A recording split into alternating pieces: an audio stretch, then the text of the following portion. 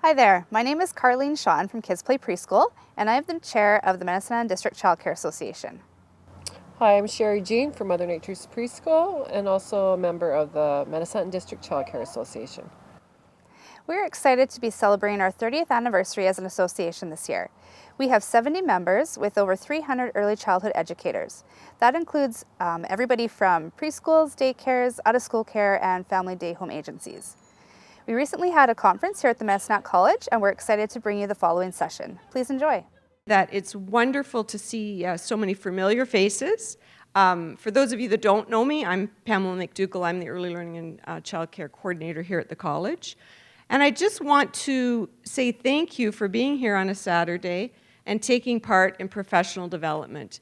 If we want to move our profession forward, these are the kinds of things that we need to be doing. So welcome and thank you for being here, and I know that you're going to have a fabulous day. And so I'm going to introduce Jen, who's the brains behind the operation.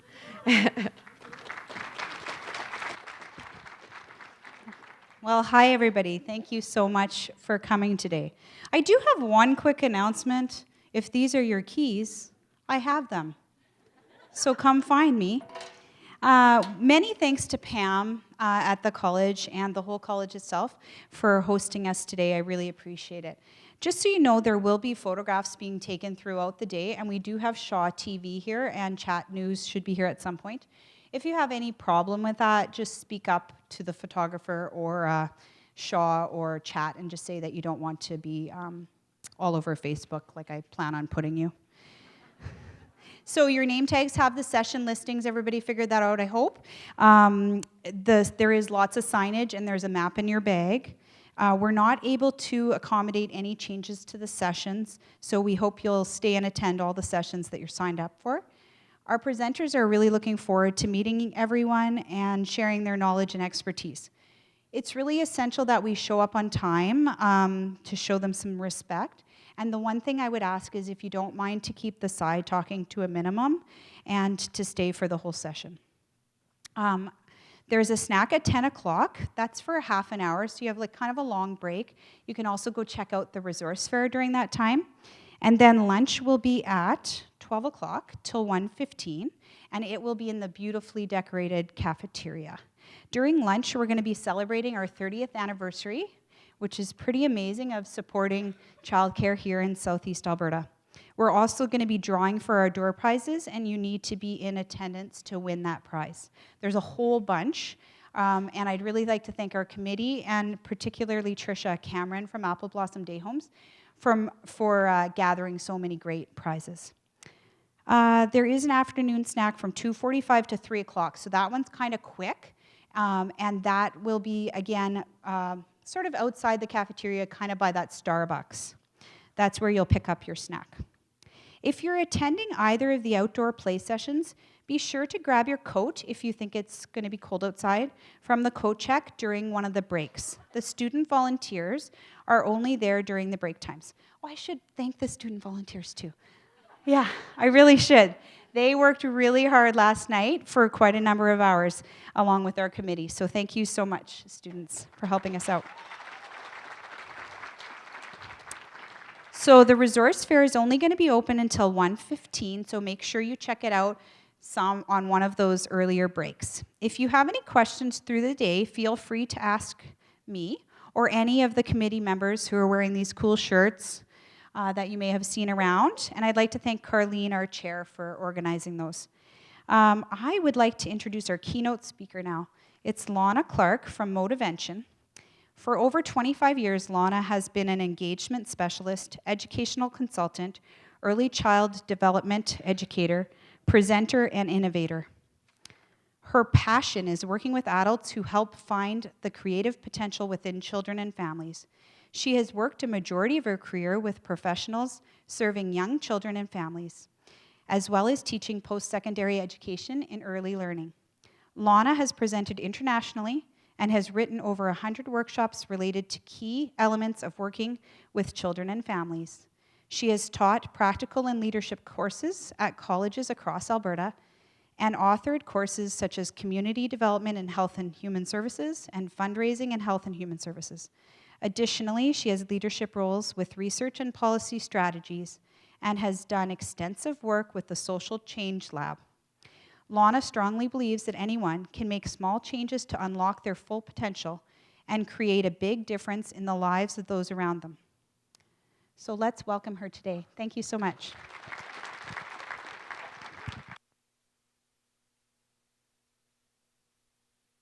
Seeing if oh, there I am.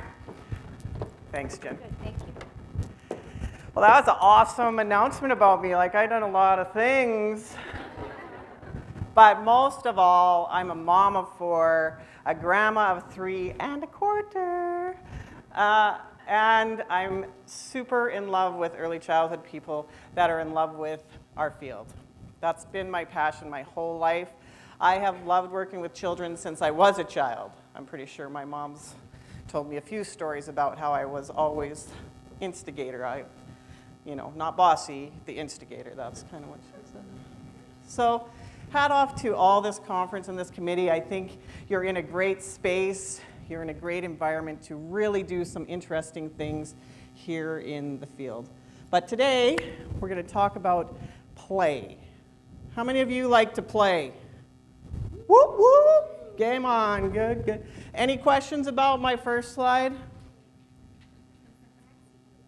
What? Which taxi's out of order? Any guesses out here? Does anyone have a guess? C. C. Why is C out of order? Well, doesn't it have a dog instead of a person? Oh, a dog instead of a person. It does look like a dog, or it's a woman with a flower in her hair looking backwards, just however you want to look at it. But I think that's a fair guess. C. Well, A. Why do we say A? Bad hair, for sure. That's some child at play. Well, I'm going to tell you, this is meant to help you think differently, this slide. Actually, it is C, but not for the reasons you say. If you move C to the front, it spells cab, which is also taxi. That's a gooder, right? The trick is in psychology that once we know something, we no longer challenge it. We know ABC makes sense. So we no longer say, we never look at that and pull it apart anymore. So when it's presented like this, that's the thing we know. So we're looking at the pictures for the difference, when really one thing about what we already know, if we just change it around, can make a whole different context. I hope that's a mindset we can move forward with today and have some fun. All right. Woo! Yeah. This is me at a too long conference. Had to get out, do some playing. But today I've been asked to talk about why are we still talking about play as if it's optional? Why are we? I don't know. Because it's too fun? Because it's too make sense? Is it too ABC and we need to shake it up because we already know it's good and be CAB with play? So today I'm going to walk you through some of my thoughts and some research about there might be a different way to approach this, and I might have a little bit of an insight into why we're still talking about play as if it's optional, or as if we need to codify it too far. Jesse? All right. I'd like to introduce you to my grandson, Royce. I know, he's so awesome. Anyway, he's 3 years old. He loves hockey, his grandma, and a few other things, his mom, Anyway, I had his mom do a little interview with him, and we're just going to hear it here. So if you just push play, that'd be great. Royce, we are parked and we're ready to go into school. What do adults need to know about play? I don't know. What do you think I should know about you playing? Is there anything you want me to know? I don't know. Is it important to play? Do kids like to play? Why? I don't know. Why do you like to play? Because What's fun about playing? I don't know. monster trucks You like to play monster trucks? And why is that? because Because why? I don't know why. Is it important to play sports? Yeah, Why do you like to play hockey? because I just like to. Yeah? Out of the words of Royce, why is playing? I don't know. What's important? Monster trucks. It's like asking him, why is breathing important? Why is it? I think he answered it perfectly. Did you see, is play fun? And he has a little grin, right? And he's like, I don't know, monster trucks? Are those the best thing about playing? Well, the truth is, play originates in our brain stem, in our very basic brain. So when we think play is optional, we're going counter to our own biology, which can be very, very detrimental to us as an organism. I'm going to take it biology for a minute, and then I'll bring it back out. But go ahead, Jesse. So we have, in our field, been introduced to many, many types of play, right? I've written workshops on just about every one up here, right? We got free play, risky play, my favorite, neurocognitive play, where we're getting smarter. Dramatic play, messy play, teacher-directed play. Is there any missing up here that you're particularly a fan of? Free play, maybe? I don't know. Oh, it's the first one. Loose parts, rough and tumble. There's science coming out. News is all of a sudden, play is kind of like a sexy thing in the news, right? But in Royce's words, can any of these plays be, any of this play be done with a monster truck? Like, we as adults overcomplicate it when really Royce is like, I don't know, I'm breathing. Is play fun? Yeah, it's fun. What's great about it? Monster trucks. It doesn't have to be super complicated for the child. It's good for us to know what all of these things are and spread our own mind. But if we're master players, we should be versed in all of these things, don't you think? All right. One more. So I'm just encouraging you to remember the voice of the child. And no matter what kind of play we're talking about, what's important about it? What the child wants. What is motivating and interesting to the child is the core, because that's what their brainstem is firing through to their thinking brain, to their emotional brain. Okay? So just for 2 minutes, each of you take 1 minute. This could be tricky because I know how we like to chat. But give it a go. Each of you take a minute, turn to your neighbor, and talk about your favorite play experience.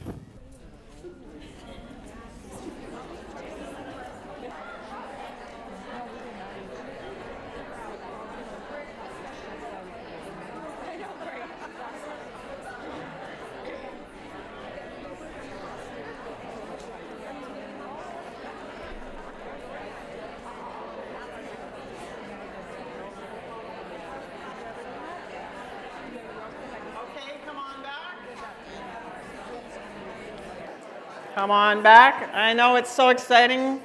I love to do that because no one in the room is like, yeah, I was playing. I hated it, but I did it anyway. You know, I was involved in neurocognitive play for quite a long time. Right. I love it because it brings out the smiles in us. It brings out kind of a connection to that person. You want to tell them. You want to try all the language you know. You're curious to know what they're going to say. You're curious if they're going to think they did the same thing. How many of you told about a childhood play that you did? Yeah, just about all of us. How many of you told about a time as an adult you were playing? Oh, few. That's awesome. Normally, I don't get any, so hat off to you, Medicine Hat, for being adult players. Anyway, right? So many times, us as adults forget that we're wired to play too. And so many times we get so busy in the best profession in the world where that's our job to play. that we get so wrapped up in, I know I keep bashing neurocognitive play. It's really great, but it sounds ridiculous to me when we're talking about play, right? So, hat off to you if you can remember to play as an adult and not get frustrated with children when they are playing. Just like, I don't know, monster trucks. It's like Roy says. Okay, next. So what is the opposite of play? Anyone? Just shout it out. Work. Responsibility. Sleep. Love it. New mom, maybe. Right? So according to Dr. Stuart Brown, the opposite of play is depression. Makes it different, doesn't it? It null and voids all those things that play is children's work, play is play, all of these things. Play is essential for the human organism. As it grows, it doesn't go away. So I'm going to go back to our first question. Why is play still an issue in our field? Why are we still trying to justify play? I'm going to throw out a hypothesis that says potentially we have forgotten ourselves the importance of play and what it feels like to be in an altered state, what it feels like to be free from so many things that take our time and energy. So let's talk about this. Next slide, please. So I think it's of critical importance that we understand that we have to start playing again.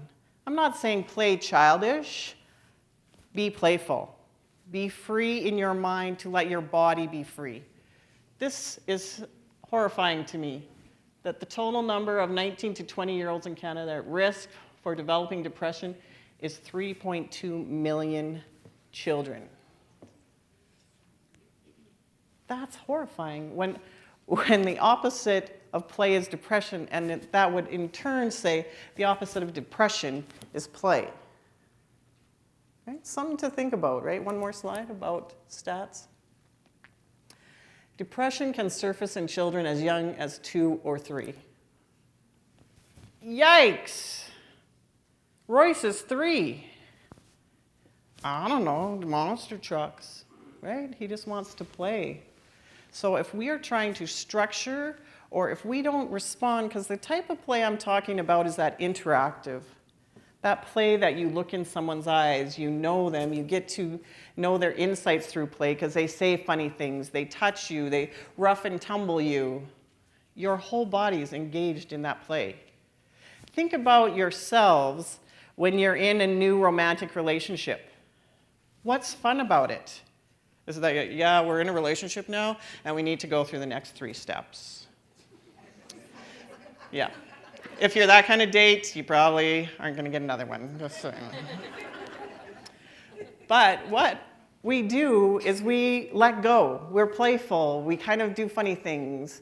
I've watched my daughter. She kind of hits her boyfriend. She's like, I'm like, what are you doing? Be smart. Be a smart girl. I raise a smart. Oh, she's playing. Because she's in a new environment. She's trying to understand what she's feeling or thinking. And play is innate. It's not an option if you don't think about it. It's in your brain stem, right? So again, back to the question, why are we still questioning play? Because we've forgotten. We have not experienced it for a long time. So today I'm hoping we can return that around. We can be a little bit freer. We can laugh with each other. We can be silly. You can skip in the hall if you really want to. We're going to laugh, but go ahead, right? Okay, next one. So, to my point, I think all of you got this handout when you came in, right? Why play? It's not just for kids anymore. I'm telling you. It's for you too. You need to go to work energized. You should come home from work energized but tired because you've played. Have you had it? When's the last time you had a belly laugh at work? How many of you this last week? How many of you laughed this? Very nice. Big belly laugh where you have tears and you're just like, oh my gosh, that's awesome. How about in a month? Okay, how about 3 months? How many have not had a good belly laugh and they can't remember when? Oh, again, Medicine Hat, you are like the rock stars. Because usually I get a few hands. Yeah, no, I'm not laughing. This is not funny stuff, Launa. Stop talking. Okay, we're talking about play, right? So I'm going to pick 4 things, next one, Jess, off your handout to kind of just flush out a little bit, just for you to think about as you go throughout the day and the next few days. Because you know what I also know about the brain is if you have one thought and you have that thought multiple times, it can actually change the structure of your brain. We still all have a little bit of movement in there. It's not so hard that it won't move. So it's interesting to think if we chose play every day, that would change our brain. So play is a state of mind rather than an activity. I find in our field, we're so busy making play activities, this is going to happen. And then I know for myself, when the children don't play like I have it planned, I put a lot of time. I went to the dollar store I don't know how many times, and they didn't even do it right. You know what I'm saying, right? I spent so much time, and you're really going to just throw it on the floor? Awesome, right? But when you get in that pure play, you're in a different state of mind. You lose track of time. You're just so involved you don't even hear anything outside because you're engaged in that moment. It's euphoric almost. And guess what? It cleanses your brain. It organizes your brain. Even as adults. Sometimes when we feel stress, anybody had stress in the last week? Oh, 100%, awesome. Well, guess what? Play is a counter to that. It cleanses that. It lets it go. It lets your atomic system settle down. You go out of fight or flight. You go back down to that place where your body's healthy and strong and all of those places so that you're better for the people in your life. You're better for yourself. You have more energy, those kinds of things. So play promotes brain organization. I think I tied that in. But play is like IKEA for your brain. If you like colorful, play a little more colorful, right? Here's the one that blows my mind because people come back to me about this one all the time. Stuart Brown says, play is the most important element of love. So I give the book out at some of my workshops, Play by Stuart Brown, and a couple came back to me and said, Launa, this book saved our marriage. I'm like, whoa, I'm not into that. I'm not training for that. I said, tell me what you mean. We started playing together again. On our date, we made a play date. They went and rolled down hills, and they went on the swings at the park, and they hadn't done that in a long time. I don't know that I did that with, anyway. That's what they wanted to say, right? So, interesting, when you think about yourself, we're not talking about children now. When you're in love, what is the feeling that goes with love? It's smiling, it's playfulness, it's energetic, it's wanting to be with that person. You know how children are like, are they coming over for a play date? Are they coming over? You know, is my friend Tommy coming? They're so excited. The same part of the brain functions when you're in love. So if you're being challenged in a relationship, in an adult, whether it's a coworker, a spouse, or whatever, maybe it's your mom, I'm not sure, try and be more playful and see what happens. It's pretty hard to be like cranky with somebody's like, hey, how's it going? I brought some Play-Doh for us to play with. Okay. Really? I got some twist ties and pipe cleaners, right? But what makes us think as adults we don't like that stuff?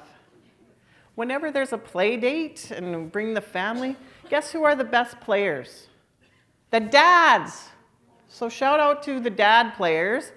I do a thing called the Cardboard Box Challenge. And it's just 250 boxes and go for it. And dads get right in there and they're like, what should we do? How high can we build it? And the kids are like, yeah. And they'll stay for 2 hours. Guess what? I'm sorry, some moms, not all moms, but most of my moms are there. They're like, are we done? I gotta go. Right? And I'm a mom, right? And sometimes I've been that, but I'm just hoping that this little bit of conversation will help you think, could I play right now? Like, could I just let go and be happy right now? When can you not do that? Maybe when you're driving. Mind you, we listen to The Streak when we're driving. Do you guys know that song? Okay, maybe it's this. Never mind. Anyway. And this is my favorite part, and I feel that this was one thing that my kids really got with play, is that play and fear don't go together. You know, how many times do we don't do something because, somebody's not going to like that, you know. But if you're playing, like this is play for me in many ways. I love telling people what I think. Back to the bossy girl, I guess, I don't know. But for me, that's how I can stand up because you know what? I think it's great and I want people to be excited. So guess what? I bought these shoes. I have to tell you about these shoes. When Royce's sister was born, my first grandchild, I'm like, I am not that grandma. So I went and bought these kick-ass shoes so that I could, you know, still be playful in my own mind, right? But I'm just trying to share that it doesn't ever leave, and you don't have to be fearful when you're in a state of play. Next, Jessica. So, what is the value of being able to play without fear? Just one more click, please, Jessica.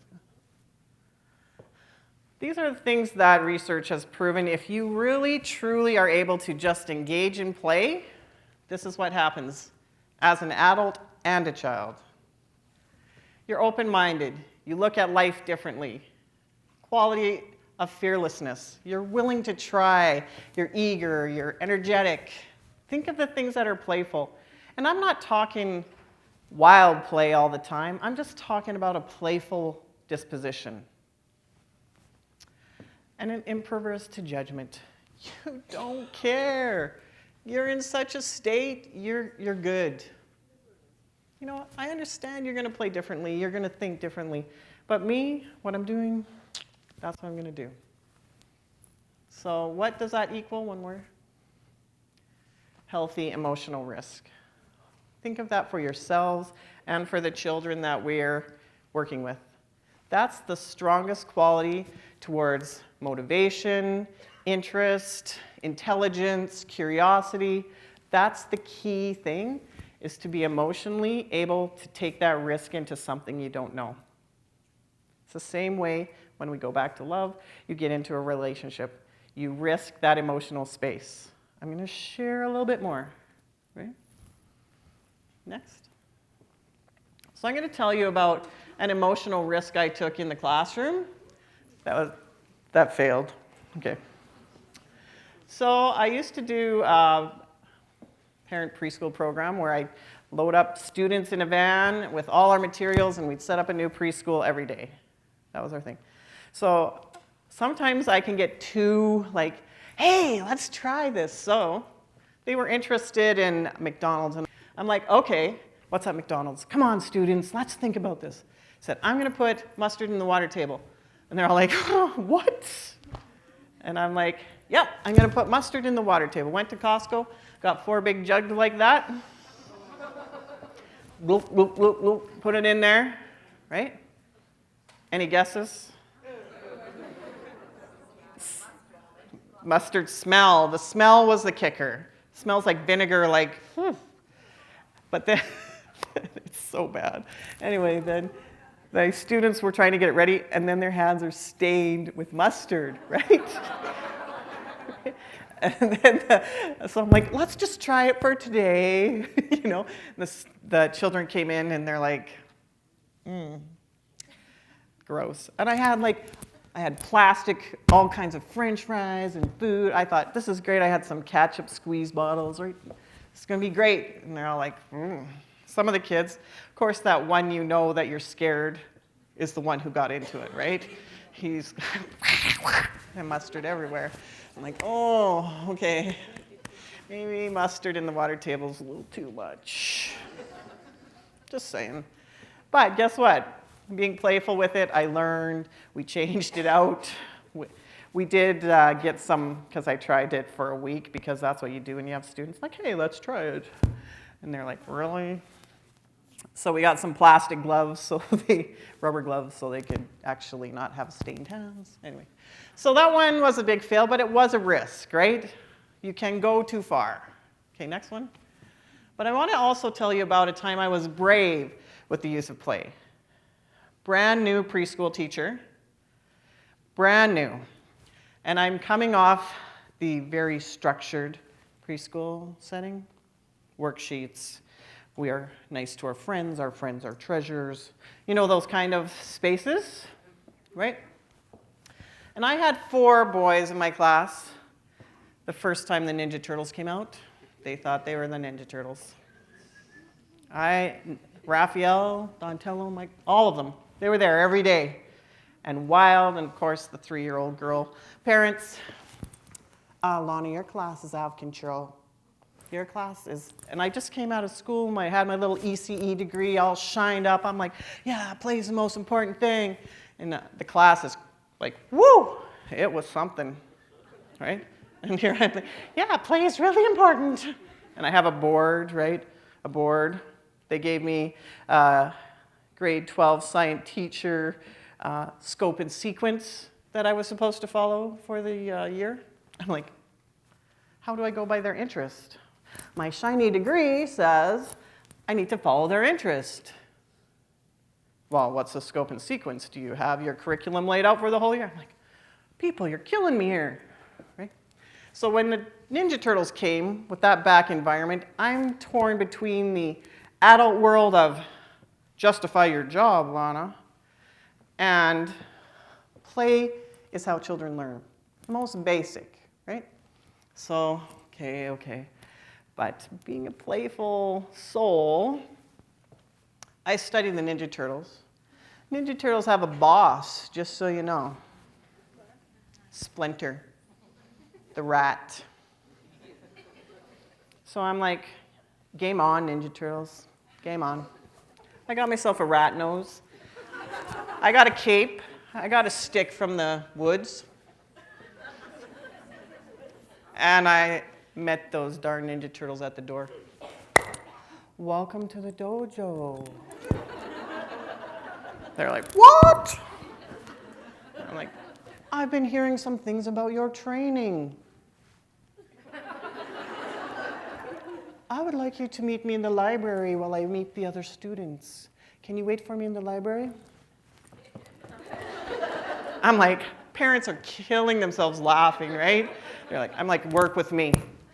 Come on, people, right? So I come over, and I'm in Splinter the whole time. I don't got a character, because what? If you don't, they don't trust you, right? If play is true, and you don't stay, if you like, that's a kid thing, they don't trust you, right? So I'm like walking like this all the time.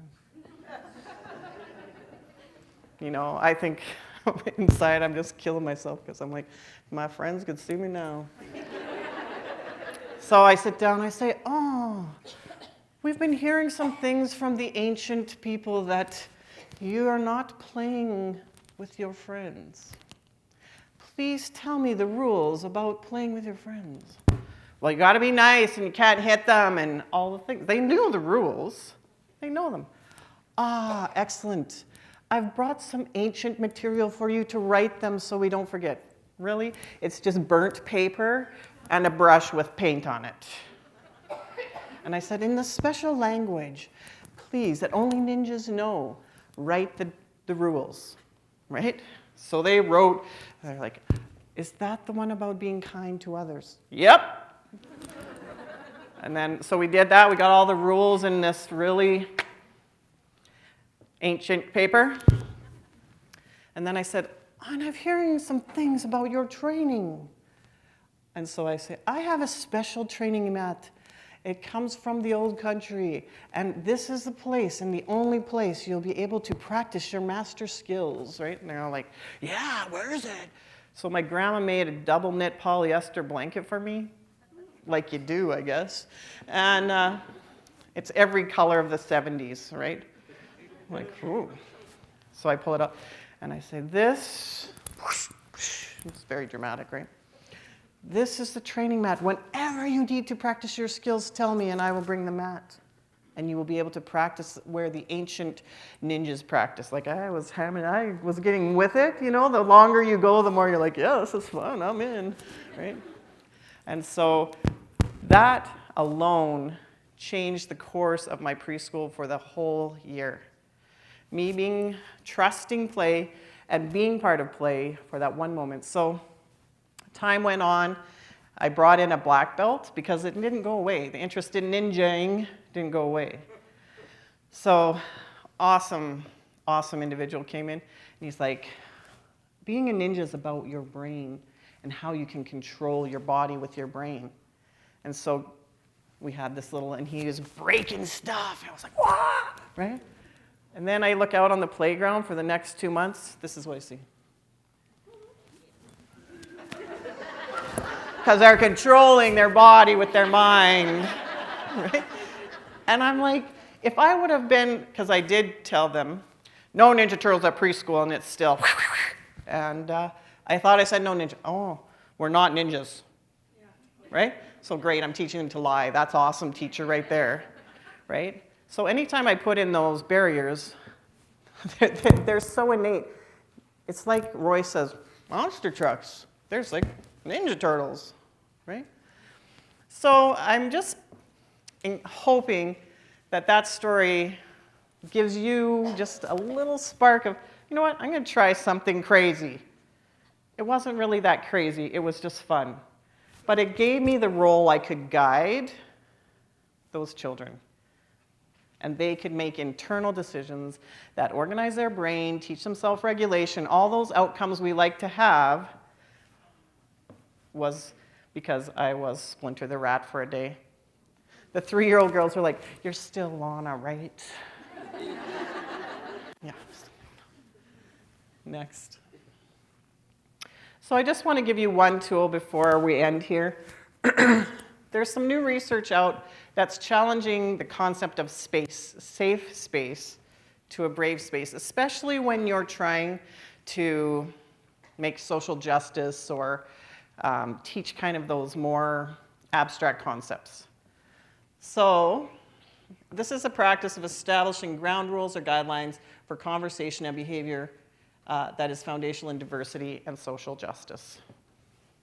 Please take a picture of this slide if you want to read the whole article, because it is made for teachers, for us. So what do you think the difference between a safe space and a brave space is? In 1 or 2 words. A safe space, nobody has to really be challenged. Whatever you're feeling is what you need to feel. And there's a place for it. Please don't misunderstand this conversation. Safe spaces are needed if people are healing, if people have reached the maximum of their capacity. Those are places we need. But sometimes we can say, this is a safe space, and you have somebody who's struggling with the person that abused them in the same room, and we say it's a safe space. So where's the change in there? Where's the safe space doesn't really exist if you're trying to make a change. A safe place exists if you're trying to heal or come to terms with something yourself or just catch up to yourself. We need safe spaces. But we also need brave spaces where we have authentic, hard, curious, conflicting conversations. Right? That's where the real change comes. And that's where I'm challenging you as people who play is your major tool, that we stop being in a safe space about play and we move to a brave space. That's what your pin's about today. champion for children, we can be that person, but you have to step out of the safe space into the brave space. Next. The trick is you have to give up the former condition in favor of a new way of seeing things. And that can be very hard. If you are the leader in your work and you've kind of said opposite to some of the things you're innately feeling today, and for you to go back and say, actually, we're going to play more. Sounds silly, I know, but I know you understand what I'm saying, because our everyday can be tiring with children. Like, I'm not taking away all the logistics of this. I'm just saying it's a difference in attitude, and sometimes a difference in attitude can be a very hard thing to let go of the past or the way things are. Next. So these are the things that need to exist. A brave space isn't a jerk space. You don't get to be like, hey, yeah, you're an idiot. Like, that's not a brave space. That's a jerk space. Don't be a jerk. So you have to notice the people around you. Does everyone have space for their ideas? That's where you get to be brave. Hey, they haven't had a turn yet. Hey, you know what? In a staff meeting, hey, you know what? I thought play was the most important thing. Why are we spending 45 minutes out of circle time? You know? Embrace different experiences and ideas. We got new curriculum framework. We got accreditation. We got loose parts play. We got neurocognitive play. It's really great. You know, we have all of these things.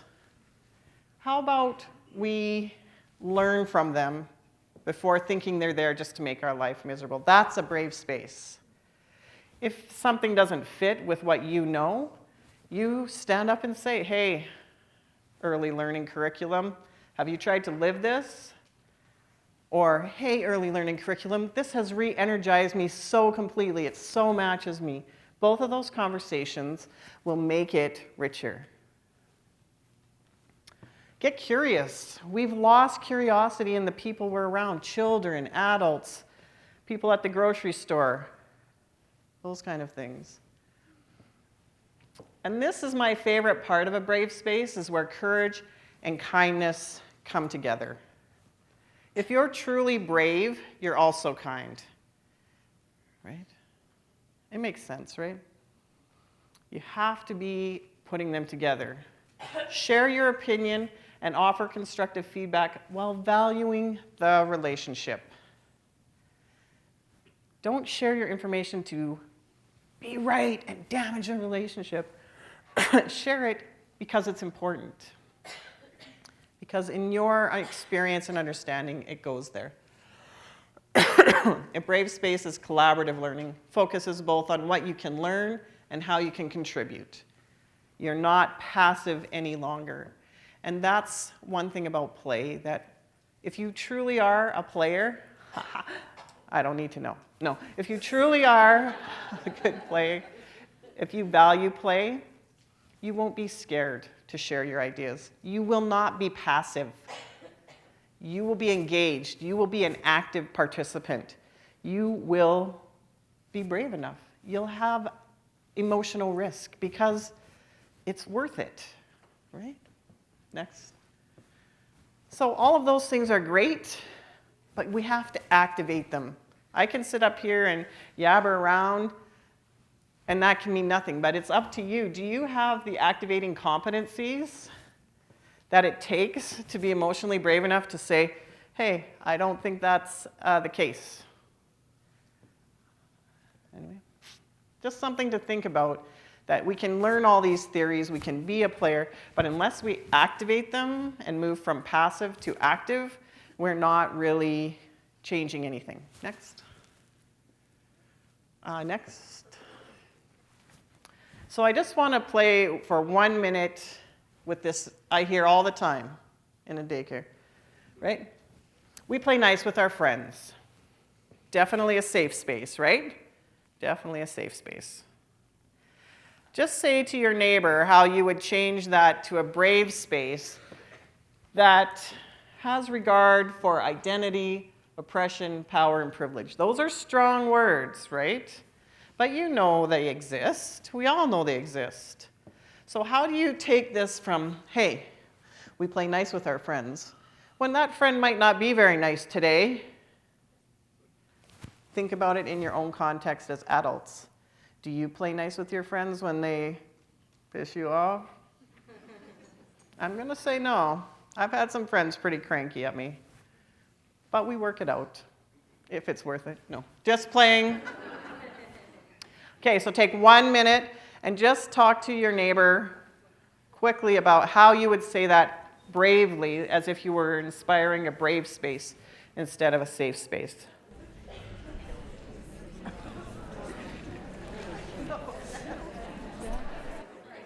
Was it easy to come up with that first sentence? No, I'm seeing some head shaking.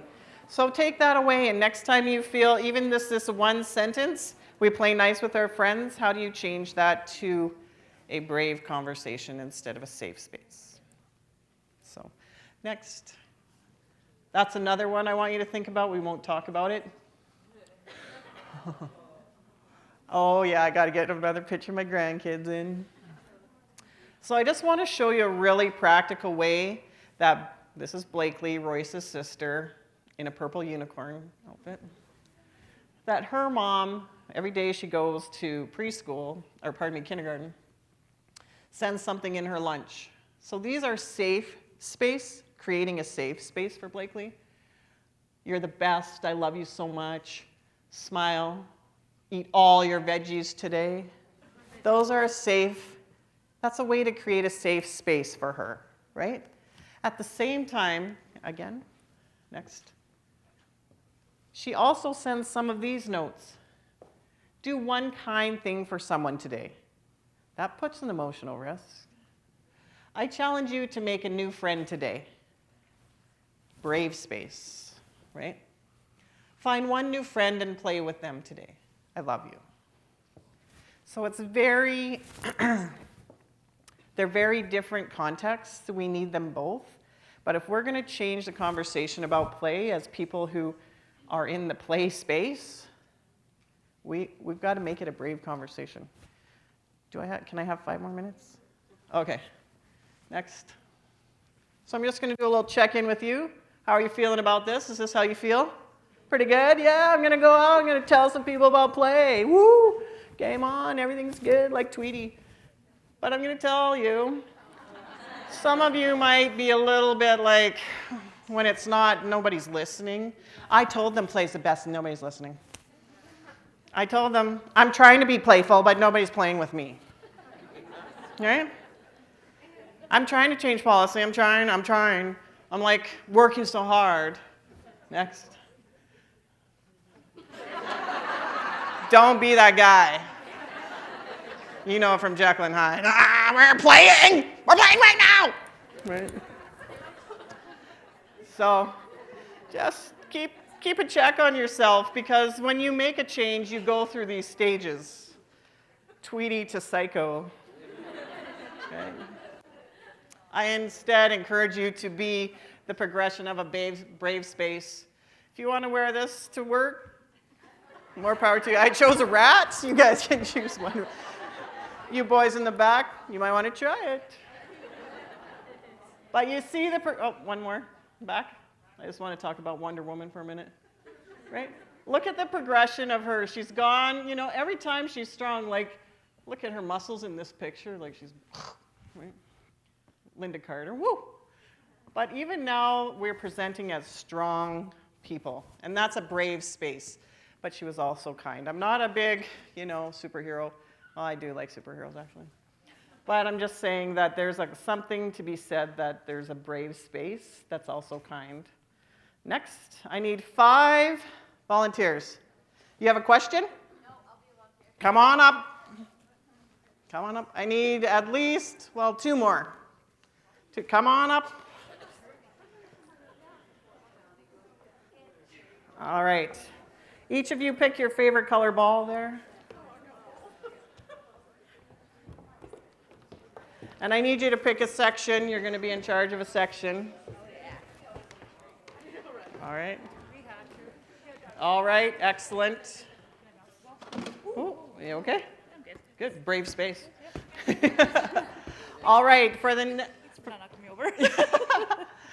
for the next 2 minutes, you're in charge of this group. You're going to be in charge. Like, everybody's going to have a group. And whoever keeps their ball in the air the longest, their leader gets a prize. That's what I'm telling you right now. So, you know, you got to inspire me. Ready, set, go.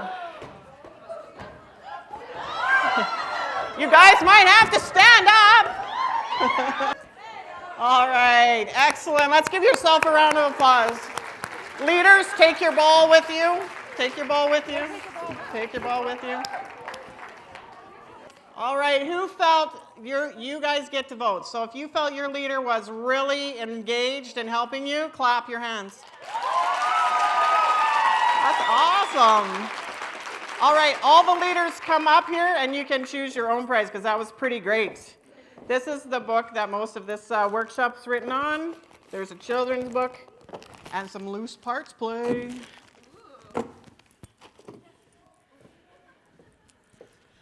All right, I hope this has been something that stirs something you already knew back to the surface. And I hope that you have a great day playing and learning, being with your friends, and enjoy the rest of your day. Thank you very much.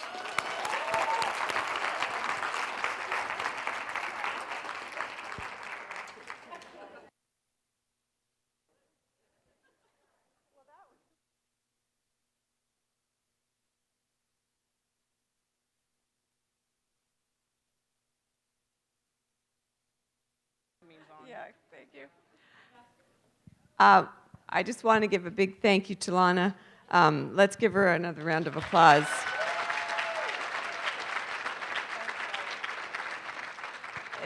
It's been, as she said, a great reminder for something that we already know, so we just need to take it back into our playrooms. Thank you for watching the previous session. I hope you enjoyed it. Medicine District Child Care Association has been active for the past 30 years. We have supported the early childhood community by providing workshops, creating partnerships with various agencies. If you'd like more information, you can find us at www.mhdcca.com. Thanks for watching.